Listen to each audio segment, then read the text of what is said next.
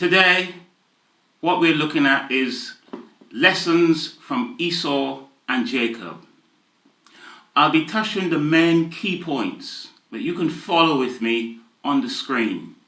First, I want to share with you a few thoughts from the Sermon on the Mount. In Matthew chapter 6, verse 22, Christ says, "The light of the body is the eye. If therefore thine eye be single, thy whole body shall be full of light." How can that be? Let's see. From Review and Herald, this is what it says: if the eye of the mind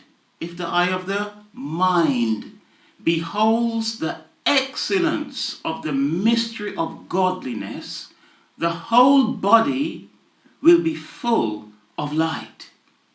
She goes on to say, if the imagination is perverted, the whole body will be full of darkness. So here she says the mind and also the imagination.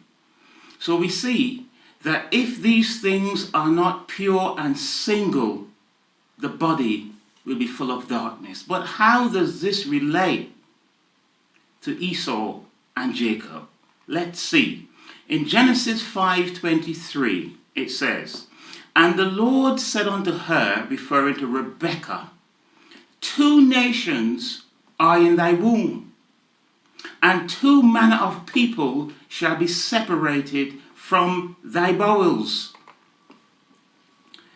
It says in 12 Code, "The natural birth of Rebekah gave birth to her twins, Esau and Jacob," symbolizes the church giving birth to two classes of people, one good and one bad.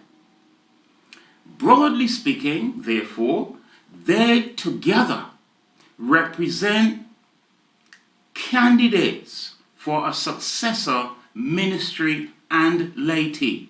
So here we see two classes of people in the church: ministry and laity.